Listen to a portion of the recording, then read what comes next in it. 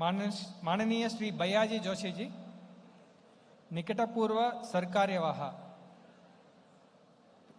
previous general secretary, is also pracharak. माननीय श्री मुकुंदा जी, सह सरकार्यवाह, joint general secretary, केंद्र बेंगलुरु. We have श्री माननीय श्री रामलाल जी,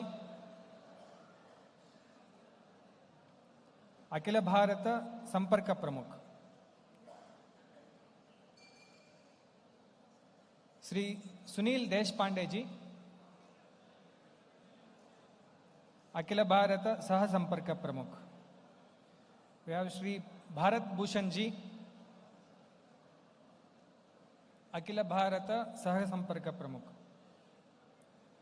We have श्री सुनील अंबेकर जी, अखिल भारत प्रचार प्रमुख. श्री प्रदीप जोशी जी, अखिल भारत सह प्रचार प्रमुख. श्री नवीन कुमार जी, अखिल भारत सह प्रचार प्रमुख. We have श्री मंगेश बेंडे जी, अखिल भारत व्यवस्था प्रमुख. Shri Dusi Ramakrishna ji, Vidya Bharati organisation all India vice president. So kindly take the seats. In another 2 minutes we will start the session. Both on ground floor and first floor, second floor, please be seated. We will start the session in another 2 minutes. Thank you.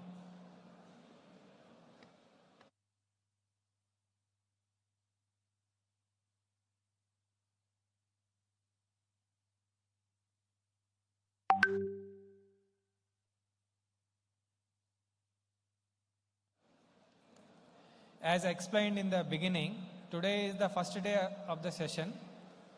Tomorrow morning 9:30 to 12:30 we have similar session where all our questions will be answered. So for that, when you take your ID card, please scan the QR code from your phone. It will open www.rss100years.org website. In that there are 3 options. When you scroll down, there are questions, feedback. So when you click on questions button, you can voice your question or you can type in Hindi, English or Kannada. Not working? Okay. So option B. So we are in a big hall, probably internet is low or whatever it is. We have been given 2 this kind of hard sheets. One is having questions, questionnaire. Another one is having feedback. So kindly use your pen to drop your feedback or questions in either Hindi, English or Kannada. And both the sides of the venue, we have drop box. Kindly drop those questions in those boxes. Tomorrow, all these questions will be answered by परम पूजनीय सरसंघ चालक माननीय मोहन जी भागवत जी. So we request all of you to, without missing, please ask your questions if you have any. Also kindly share your feedback. And I would like to remind, tomorrow 9:30 our second session will start. Please join us without fail. Thank you.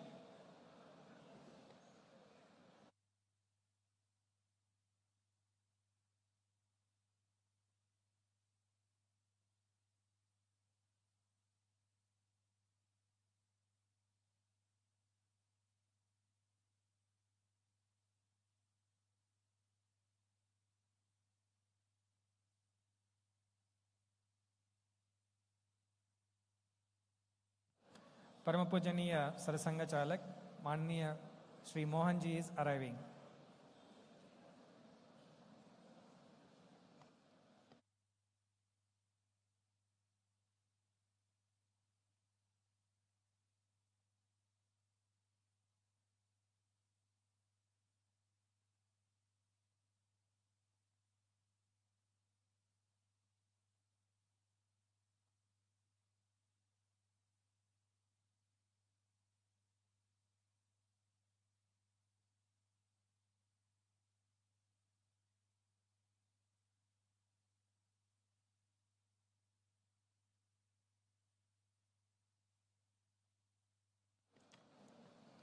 Tomorrow session starts at 10 a.m., not 9:30, 10 a.m.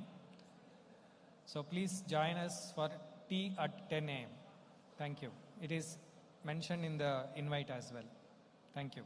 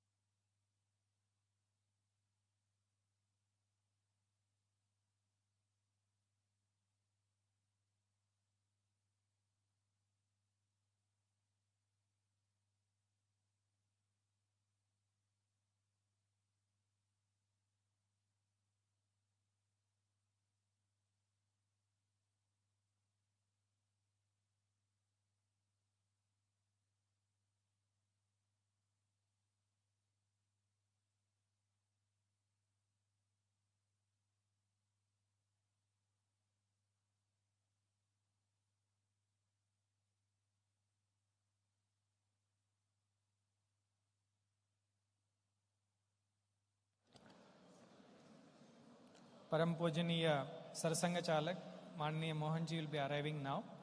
We will start the session 2 very soon. I would like to remind tomorrow morning 10 a.m. we will be having our second day program. Kindly arrive on time. Thank you. So kindly please be seated. Take your seats. So we'll be continuing our session 2 now. Now I request Parama Pujaniya Sarasanga Chalak Mananiya Sri Mohanji to address us. Thank you.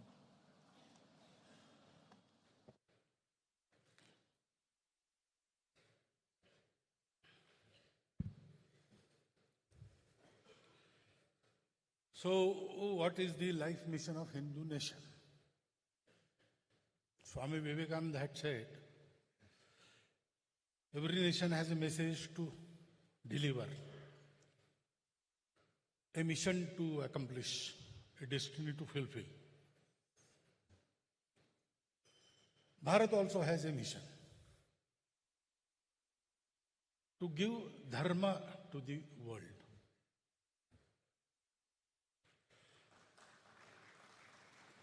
We are described as a dharma prana country. Now, dharma is wrongly translated as religion. Religion is different. Religio means to bind. So, religion has do's and don'ts. It is a way to reach the truth or God. And the truth is so vast and magnificent that naturally there are many ways. Ruchinam vaichitriat rujukutila nana pathayutam nranameko gamya payasitvamasam aranav yuva. According to the different tests of individuals, there are many ways. Easy ways, hard ways, straight ways, crooked ways. But ultimately, as water falling anywhere on earth will ultimately reach Sagar, the ways reach the same reality. Dharma is something different. Dharma is translated in many ways. One connotation of dharma is the nature of things. I had a textbook when I was studying in 10th class, matriculation. general properties of matter. I studied in Marathi medium. So the title General Properties of Matter was translated as Samanya Vastu Dharma. Samanya is general, Vastu is matter, and properties is Dharma.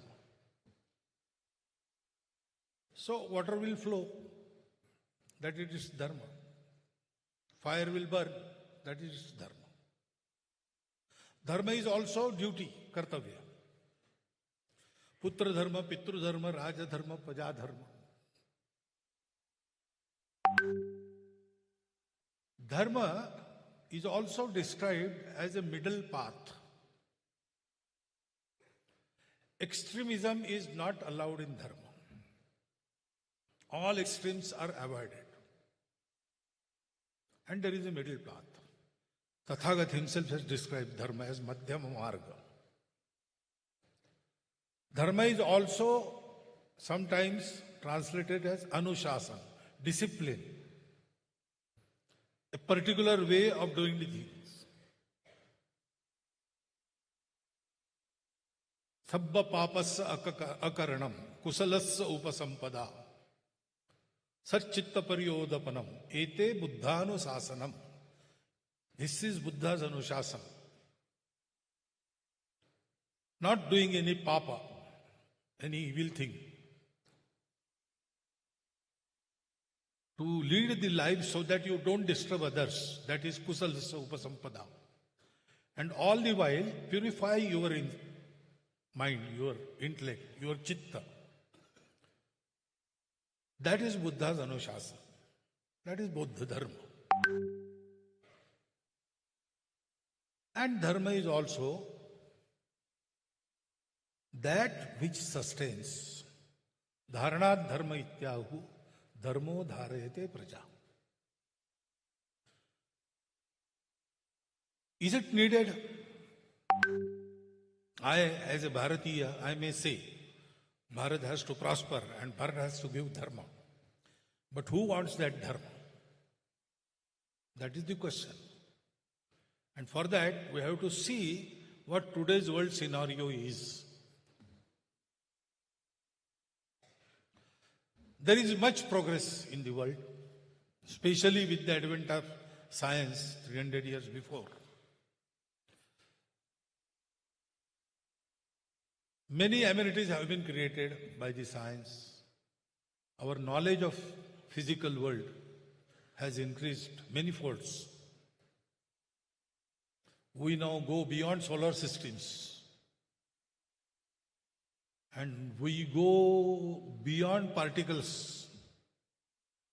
So both ends, smallest and largest, is within the bounds of our knowledge. Science has project, health has become an easier subject. Everything. People are benefiting from that. But still, problems are there. New problems are coming and old problems remain. Every human endeavor has started to create happiness in the world. Sukha. We run after sukha. We go after happiness. That is the nature of our world, nature of every animate, inanimate thing. But we are running and we don't have that. We have amenities, we have suvidhas. Life has become easy. There are so many aids we have created to make it easier. But the happiness eludes us. There is no satisfaction. There is no santosh. And so, in ancient times, there were wars. Wars continued. The First World War destroyed many things. And sane people of the humanity were shocked to see that destruction. So, League of Nations was created to bring peace. But Second World War happened. So it was resolved and there was United Nations organization. It is continuing, but wars are also continuing. There is no now clearly on the battlefield, one army this side, another army, that sort of war is not there. But conflicts are going on. World arsenal can destroy 10 worlds like this. So much potent arsenal humans have amassed. What happens if there is an accident? We better not imagine. These things are continuing. The narrowness of mind, enmity, seeing difference as separateness, all these things, they are there. They are continuing. There is no abatement. And therefore, people are thinking now, because lots of experiments went in. For last 2000 years, humanity has experimented to bring that happiness. But every experiment had given incomplete result. I will not say they have failed. Every experiment has done something. But it did not come true to the expectations. Results were incomplete. And that is why old problems continue, new problems arise. So, there was some who denied God. There were some who said, God is the Supreme King. There was a way in which individual was given most prominence. There is a way where individual was considered only as a cog in the wheel of society. Samajwad, Samyavad, everything has been tried. And now people realize that something is lacking.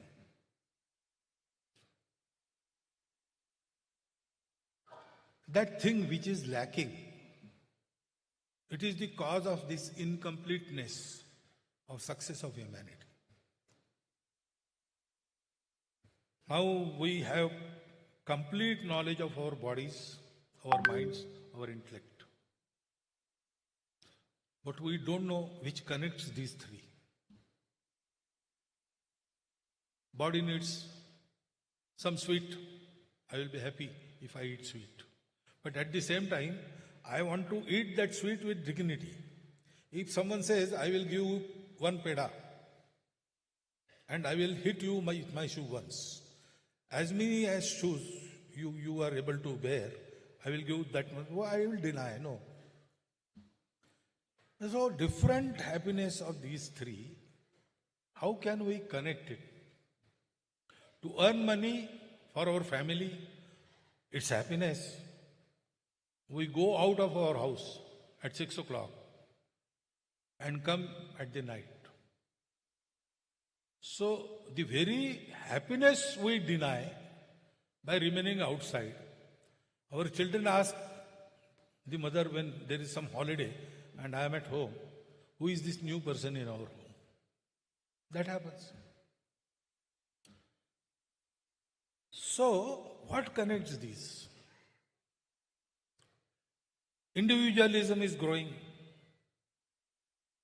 So, families break due to ego problems. Societies, various communities, they conflict. And when society is kept under discipline as one, individual liberties are suppressed. Humanity, when it prospers and develops technology, environment is destroyed. And those who want to preserve the environment, they oppose all development.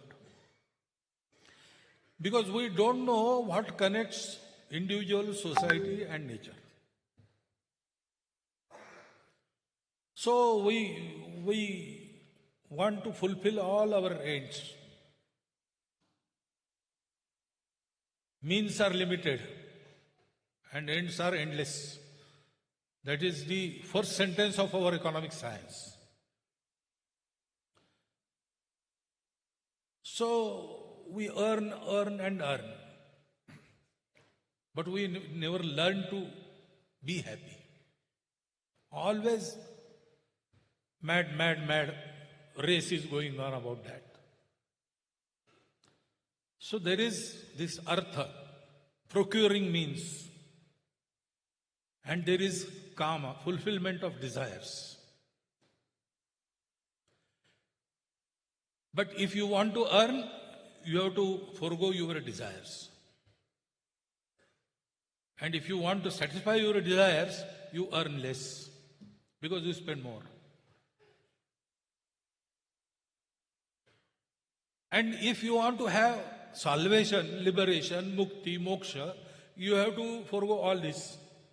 You cannot have all the three things simultaneously because we don't know what thing connects these. It is said that long back, humanity, researching after truth, a section of humanity concluded that whatever I can see, I can feel with my sense organs, that is the only truth. There is no point in going further and searching for truth elsewhere. So they stopped researching and they said this material happiness is the everything. And therefore, materially when we see, we are all different. So when we are different and ends are endless and means are limited, there is competition. So those who are fit, they will win, they will survive. There is struggle for existence. There is survival of the fit.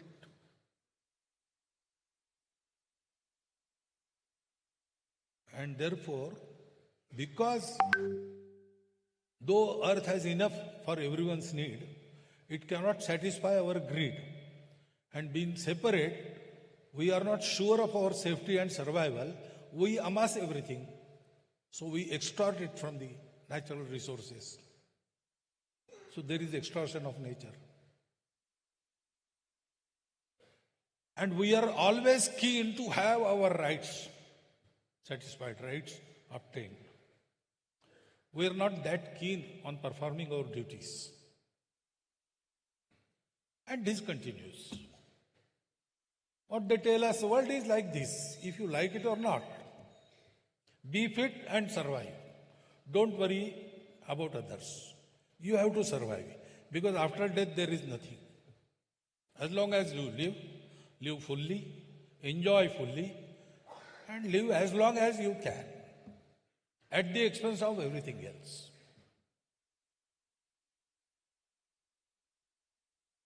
When before 350 years, this change came into human society.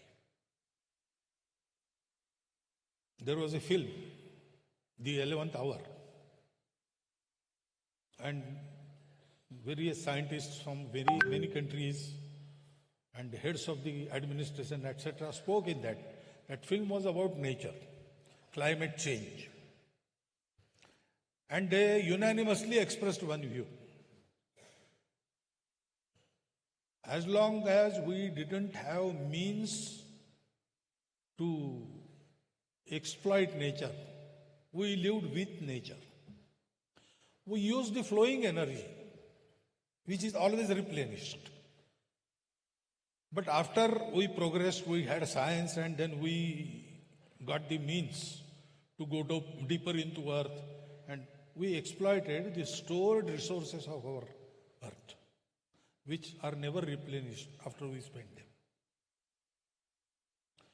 So the knowledge which should bring happiness and more surety of survival to humanity, brought us the destruction. So what is the way? They said in that picture that we have to live with the nature, we have to have the restraint. Why should I have restraint? If I want to become happy, and all of you are different from me, separate from me, why should I worry? I will be happy. Whatever happens to you, I have no concern. Because there is no link between you and me. Fortunately, as I said, we were Sujalam, Sofalam, Malayaj, Shitalam, our ancestors. We had every natural resource within the bounds of our country, and those bounds were in a way fenced from the rest of the world. In those ancient days, nobody could cross Himalaya and come into Bharat. Nobody could cross the seas and come to Bharat. So we were safe. And we had plenty. So we had no cause to fight.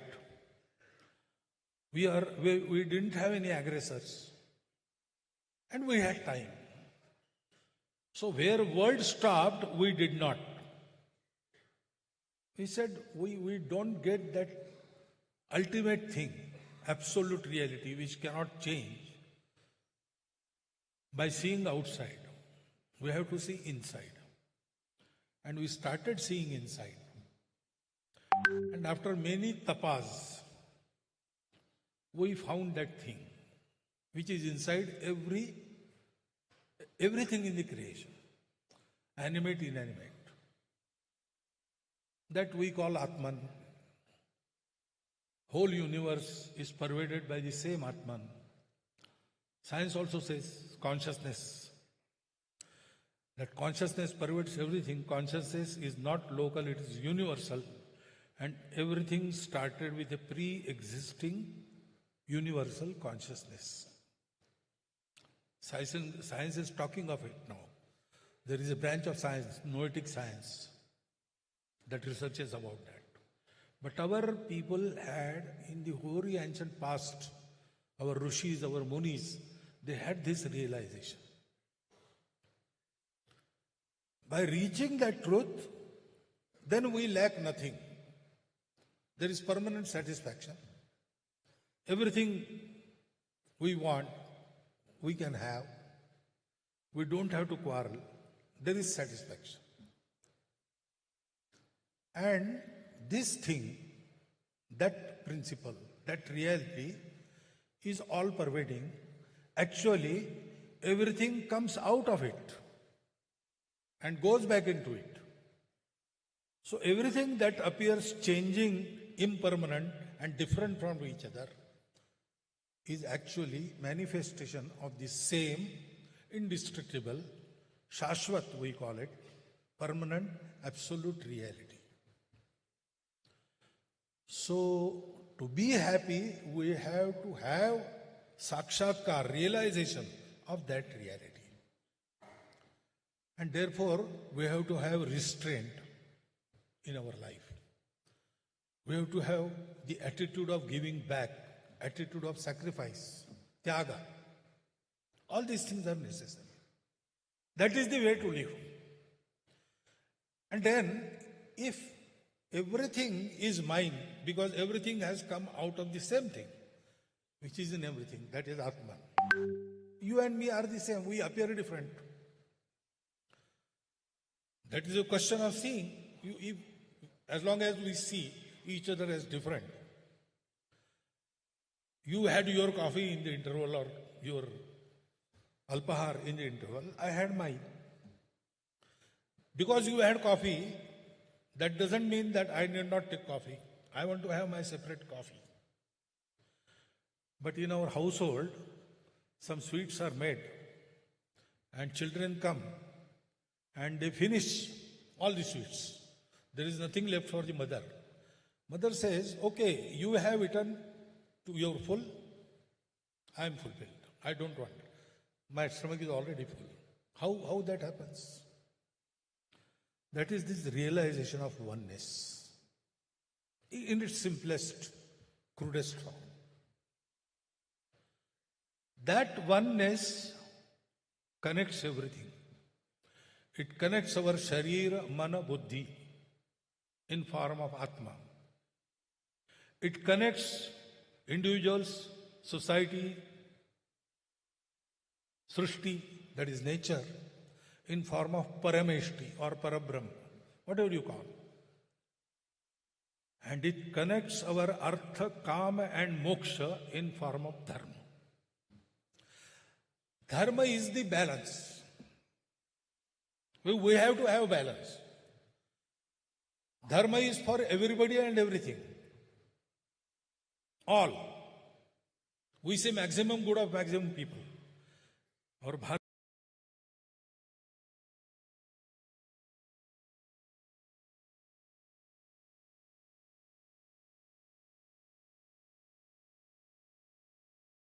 Bharatiya tradition says, Sarvepi Sukhinas Santu, Sarve Santu Niramaya. Not maximum, all. And therefore, every manifestation of this unity, which is diverse, it has its own speciality. And that is valid in the entire scheme of the world. You cannot call it bad or good. That is your perception. But everything has a role.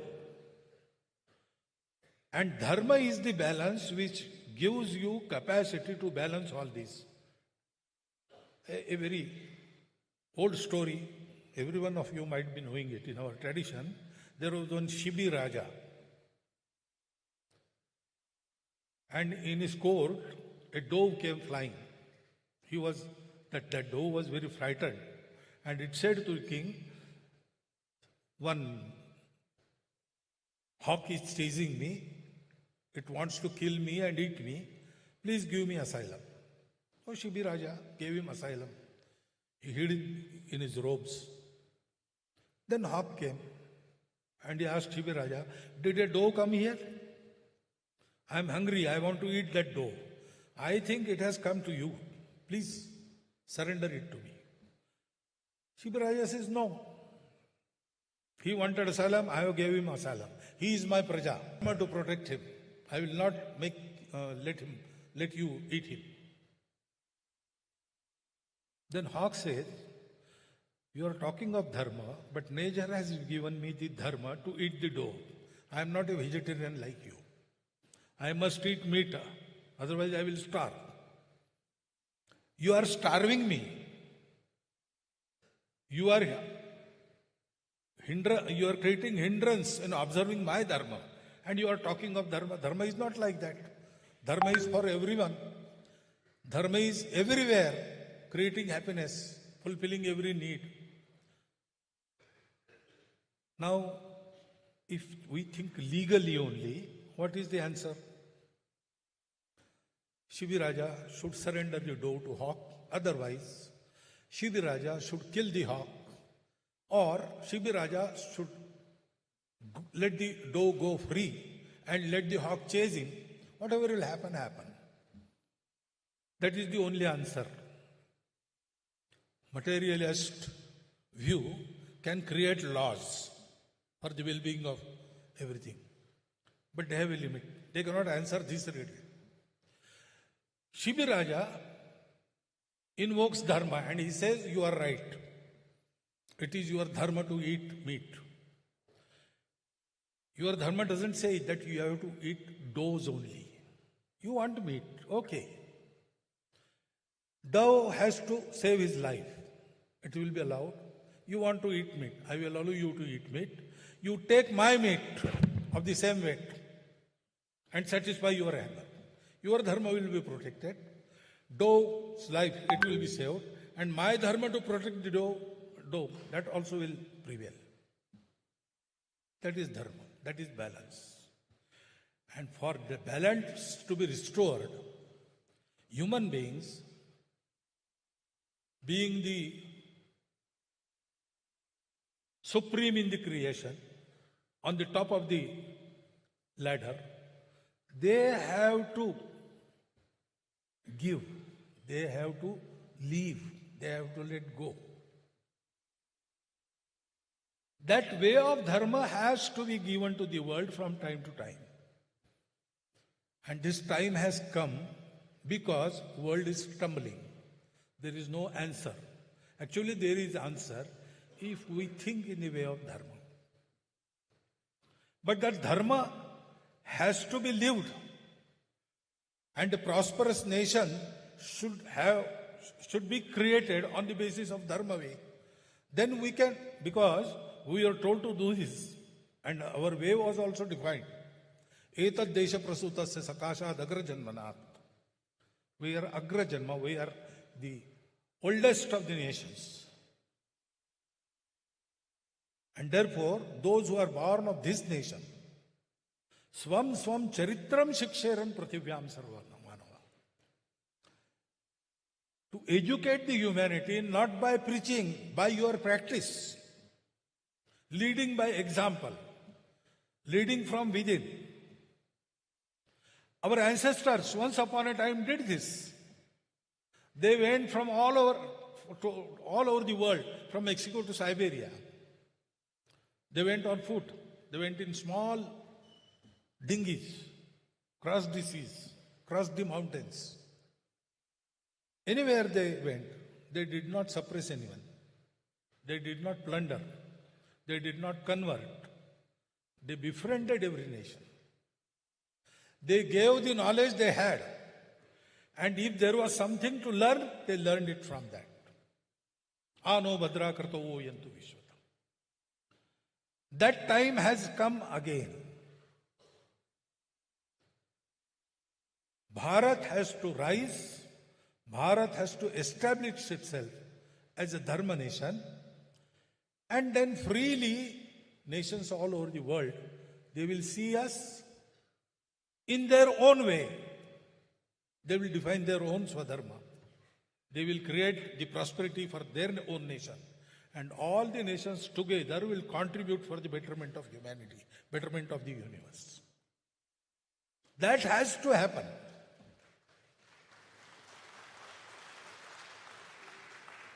What has this to do with 100 years of Sangh?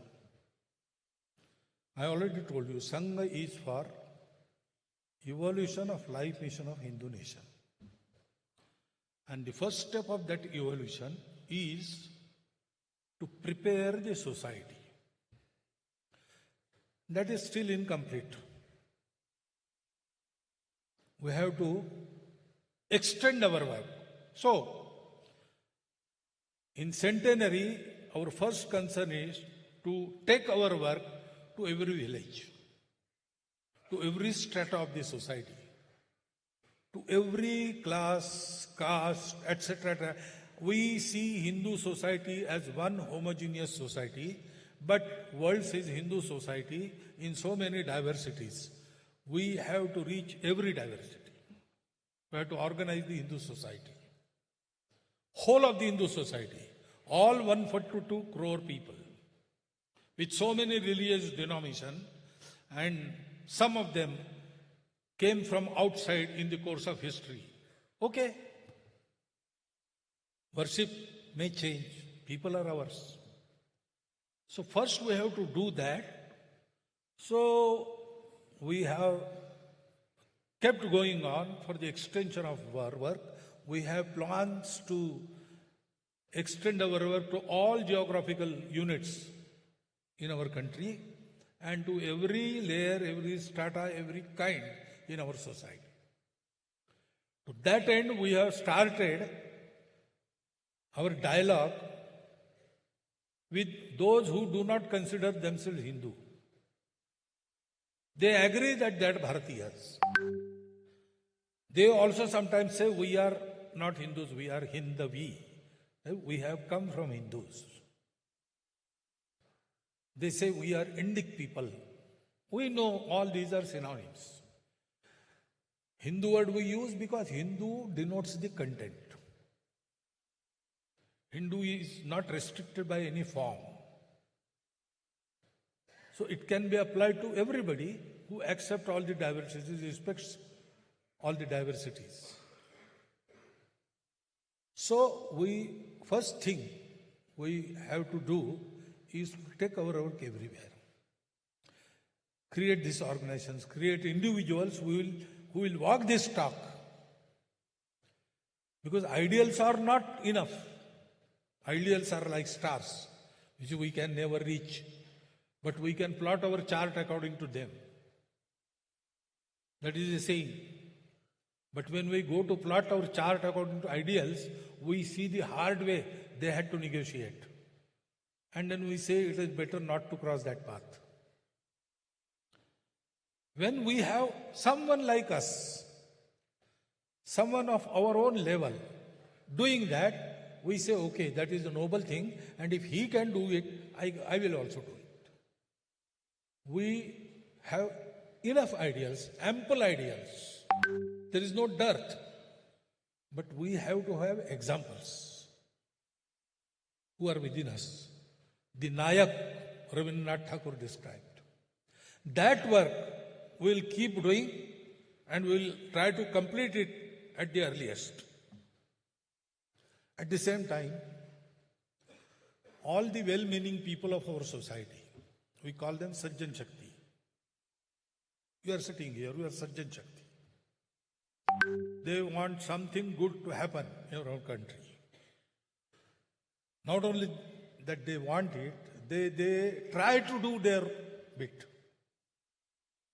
In any way they can contribute, they are trying to take this further. All may not agree with our ideas. All may not come to our shakas. All may not support us politically. There are different kinds. But if they are honest and well-meaning, they are sajjans for us. We want to create a sort of networking within such people. Because we work in our own spheres. Our country is vast. We don't know what is happening. And media doesn't inform us of all the good that is happening. Because negativity becomes news. Positivity is not a news. A dog bites a man. That is not news. A man bites a dog. That is news. And therefore, in that matter, we are not informed. And many times, a frustration comes. Nothing is going to happen. Nothing is going to improve. All this is going to decay. Like that. It comes our enthusiasm. This should not happen because the fact is, at least 40 times more good is happening in our country in comparison with bad that is happening. If one bad thing happens, there are 40 good things happening. And therefore, it is the time of good. Time of bad has passed. Time of good is there. And therefore, we should continue with our effort. For that, we must know. I am not alone. There are so many. They are working. They are also getting results. Such good things are happening.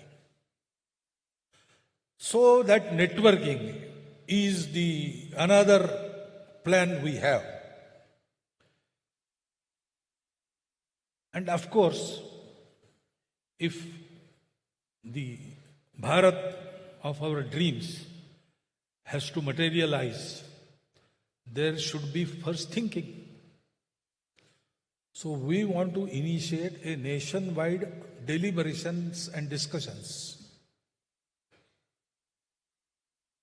In what light we want Bharat to rise? How that can be accomplished? What is our role in that? How can we go about it? From individual efforts to national policies, everywhere, this thinking has to be there. A long-term planning has to be there. Piecemeal treatment cannot bring results. You have to think because we also, all of us, have been reared in the same colonial mindset. Though I am talking this to you, I was educated in the so-called Macaulay system only. And it must have some effect. on my thinking. I have to get rid of that. So I have to think. I have to pinpoint where I lack. I have to remove those. Everything I have to do. And this, as a society, we have to do collectively. The Indian knowledge system is much discussed word nowadays, especially in reference to our new education policy. What I find is most of the people understand when we say Indian knowledge system, we should bring into light that information. Yes, we have accurately mentioned this distance of sun from the earth in the Vedas. Archimedes knew later, our Bodhayan knew that world famous theorem 900 years before Archimedes. But not only that, our knowledge, tradition have many things that are applicable today even. The other day only a scientist mentioned to me, in Vriksha Ayurveda by Parashara, he has given a procedure to predict rainfall. If you want to predict rainfall in Bangalore next year, you, in Pausha Masa, you count per hour direction of wind in Bangalore for one day. Any tithi in Pausha Mas. Take reading, how wind direction was there. On that basis, you can predict the annual rainfall at Bangalore. Then one of the universities in Bharat took this project. They did this. And on the basis of they had some prediction. And the results say the predictions came 90% correct. Now we have to go through and see if there is some applicability in our knowledge tradition. It is there. Not only in spiritual science, in material science also. So this type of churning, intellectual endeavors, that has to be there and that has to be countrywide practiced so that many new ideas regarding our development in the desired direction will come out. Then also, if we have to do this, society must have an atmosphere of mutual goodwill, harmony, and positivity. Oh, nothing will happen. All politicians are corrupt. This is that. This negative talk is too much now. There are many examples on the contrary. So start from positivity and develop it. There must be goodwill. So we are thinking of taking our Sadbhavana Karya, wherein particularly the caste leaders and also heads of various religious sects at block level, development block level, they have to sit monthly together and think of three things. First, what are the efforts going on in their own caste or creed for its upliftment, getting them free of the superstitions and wrong traditions, economic, moral upliftment, all sort of upliftment. What are they doing? They should sit together and tell experiences, so others also get the ideas. There is exchange. That is one thing. Second, what we together can do to cure a problem or to fulfill some need of our development block. together, working for whole of the society. That is the second topic of discussion. And third topic is what we together can do for the weaker caste or weaker creed in our group.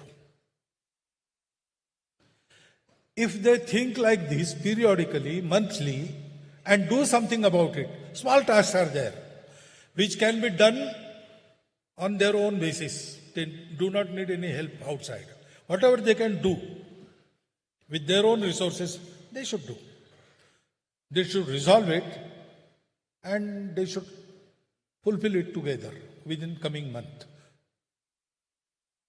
If these three things happen, then if this happens at block level, it will not be a hidden thing. Everybody will know. Our leaders sit together and think about these three things.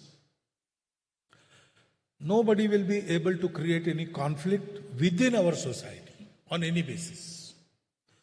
Because if any conflict monger goes and talks of some bad thing, people will tell him, don't sell this, sell these goods to us. We know our leaders, they sit together, they think of us, they think of everybody, and they strive for the poor also. So don't try to incite some quarrel amongst us.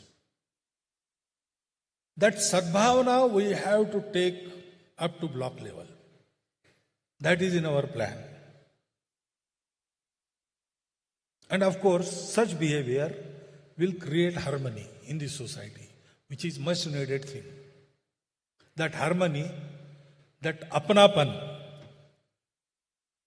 because life is so diverse. And for example, we are sitting here, there are sections of our society who are deprived from centuries. So now they cannot compete with us because they are not on the same line. So we have to let go of something so that they get it and they come on the equal status with us. Now, giving something from us, if we have to give something to someone else whom we do not consider he is ours, there is bickering. But if we say he is ours, we will do whatever we can for him. We can share our wealth. We can share our everything for them. That is how progress occurs. If a man has fallen in pit and he wants to come out, and we want him to come out, we will have to stoop down and he will have to raise himself. So together we can take him out of pit and he will walk with us. But that stooping down hurts the ego. And curing of ego is not possible. Only love can do that. That love, that is harmony. That harmony is created by this sadbhavana. And the impetus to bring sadbhavana, to carry on the efforts, comes out of positivity. So these things we have to do. We have to take it to the block level. And I mentioned that we have to continue with the dialogue because, unfortunately, there was no such separateness in Bharat before British tried to do it. Islam came with aggressors, okay, that happened. But aggressors went back. And the Muslims here were Bharatiya Muslims. They also considered themselves Bharatiya Muslims. So, sort of harmonization, assimilation, it caught hold and it progressed. But in the reign of Aurangzeb, he tried to reverse this process. But then eventually he failed. And again that process started. And in 1857, Muslims and rest of the Hindus, they fought with British together. To consolidate that unity, Bahadur Shah Zafar issued a farman banning cow slaughter. All these things happened. Rama Janmabhoomi did not remain a debate. Hindus of Ayodhya and Muslims, they came together and they resolved that Ram Mandir should be constructed here. We will give it to the Hindus. Seeing that, British were alarmed. They say that these very appearing, very different people and always quarreling with each other, but if a foreigner comes in them, they unite till they oust us. So we have to do something about it. And then they recognized all the fault lines in our society and tried to widen all the gaps and did some permanent things so that this bickering should go on. Now we are independent, but those reminiscences of those times, they play a very bad role. Remnants of those differences, they are playing havoc. We have to sit together, talk and dispose of it then. Yes, what happened, happened. Okay. Now we have to start a new chapter. We are one people, we are one nation, we are Hindu nation. Okay, you don't like the word Hindu. We are Bharatiya nation, we are Indic nation. Say something, but the essence is, as a nation, as Sanskriti, as a Samaj. I should not say nation, I should say Rashtra, because nation compulsorily involves state. Our Rashtra concept is not state, it is Sanskriti. So, in Bharat, in our history, there were many kings and one nation, one Rashtra. We were independent, we were Rashtra. We were slaves, still we were that Rashtra. Hindu Rashtra continues. Conditions change. We are that Rashtra. Only difference is our worship. That is allowed in our Rashtra.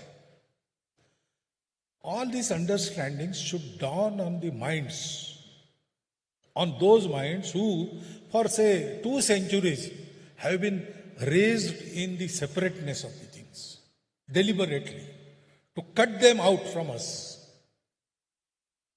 If they forget this, then division occurs.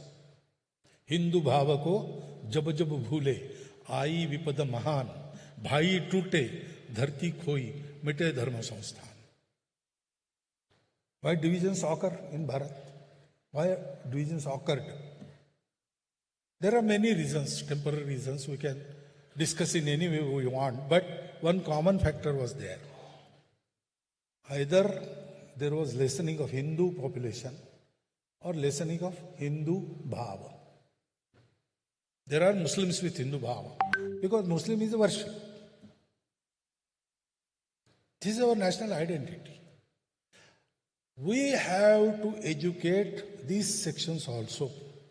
To that end, we have taken up the dialogues. We have to expand them. We have to take this message to every individual. That is another thing we see about. Then actually, on the basis of dharma, how do you propose to conduct the day-to-day affairs of a nation? We have to create small models. How a village development can occur on the dharma concept? How do you propose to provide for health of every individual? Through dharma concept. All these are the things we have to answer. And for that, we have to create models. We have already started this work. And we have considerably had some progress in that. But we have to take it further. And we have to innovate in many new ways.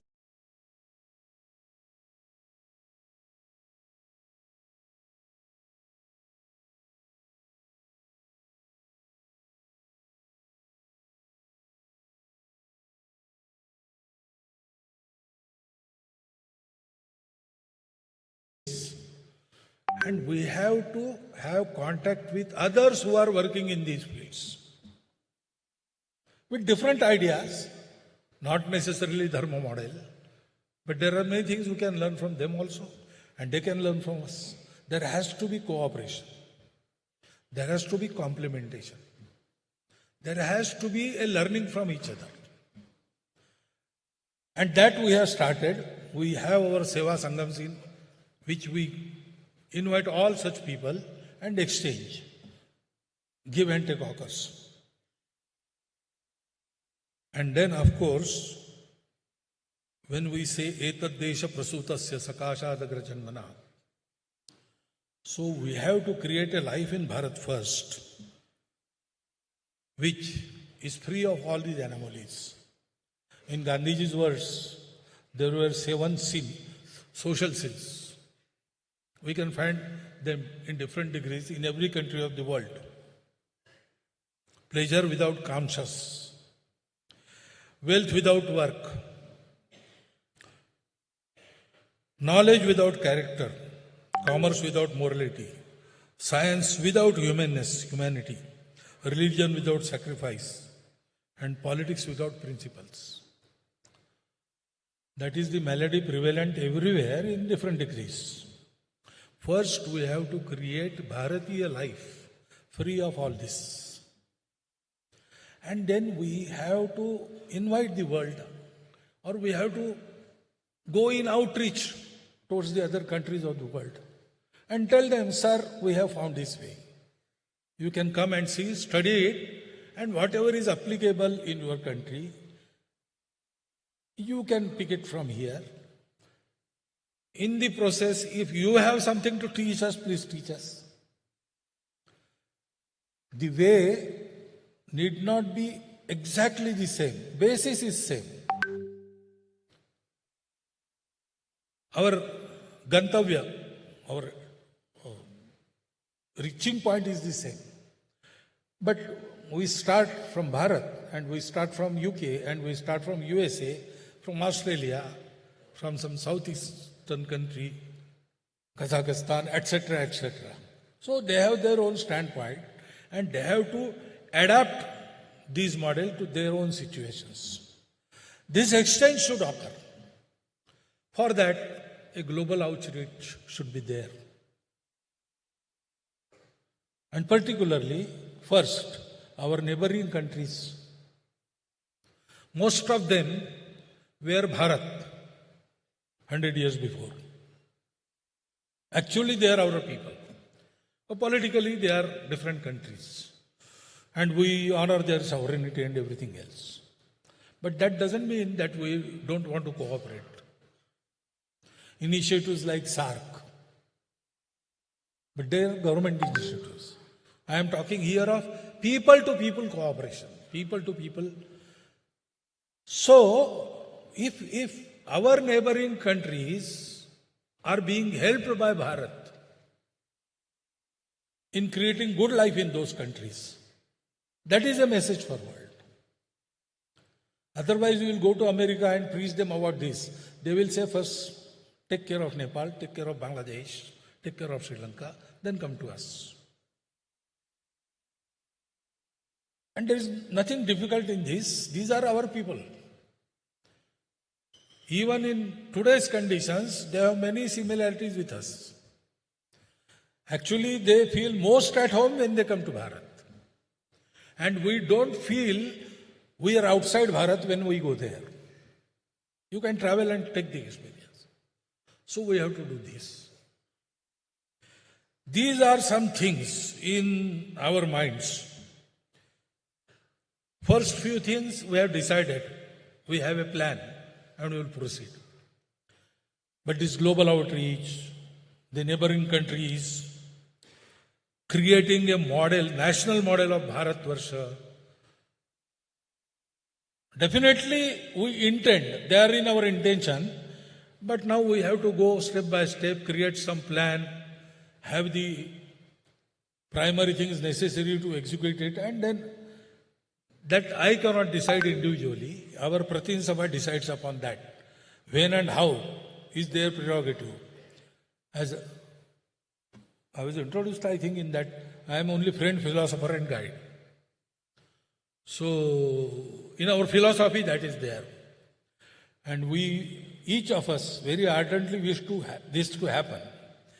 But when to go about it and how to go about it is a matter of decision which our Pratin Sabha will take someday. And this will happen. So after completing a century, we feel delighted.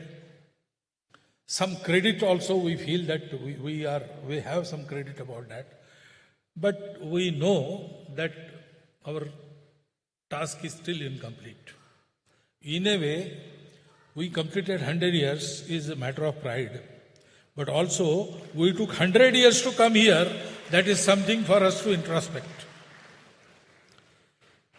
So, we have a task ahead. Miles and miles to go. So, we are at it. And we expect that after hearing this, you will, in your own capacity, if you can directly cooperate with us. Indirectly, you can help us. Or no, you are doing something else, which is very good. You want to continue with that, okay. That is also helping us. If you do any good deed, good for the society, good for the humanity, you are part of our work. Ma. Well, Sangha doesn't expect you to wear uniform, except everybody. And it is impossible. 142 crore of people in single uniform at single place is impossible. We will create centers, we will create individuals. They will be the focal points. But an atmosphere of dedication for the nation, an atmosphere to work for the good of the humanity, an atmosphere to keep oneself moored to the values we have got in our inheritance. That is what we desire. And to have that atmosphere, certain expense is necessary. We have to go about it. But as I said, Sangha is neither opposition nor reaction, not a temporary thing. Sangha, because it is evolution of life mission of Hindu nation, and life mission of Hindu nation is Vasudhaiva Kutumbakam, Sangha wants to prepare the society, prepare the nation to be organized and with benevolence act for the humanity is normal state of any nation, any society. I hope we all together in coming few decades achieve this status of our society, of our nation, and definitely in that achievement, we also as Sangha will have our own contribution. If you don't acknowledge it, I don't have to complain. But whatever you do, you should know these facts about Sangha and form your opinion on the basis of facts, not hearsay or narration or perception. That was the only wish. So, after telling you that, I think I should welcome your questions tomorrow. Thank you for hearing me into continuous session. For how much long time, I don't know. But I think you have heard it all. Thank you.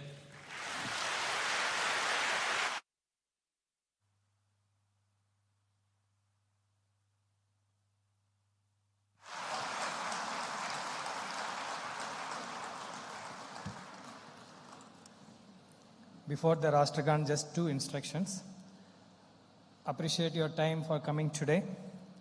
Similarly, tomorrow also we'll be having sessions starting from 10, followed by lunch at 12:30. Kindly be available on time. Please don't forget to send your feedback as it is displayed here. The moment you type in your mobile or in any place, www.rss100years.org. This website will be opened. When you go down, there is a button, questions, feedback, like that. When you click on questions,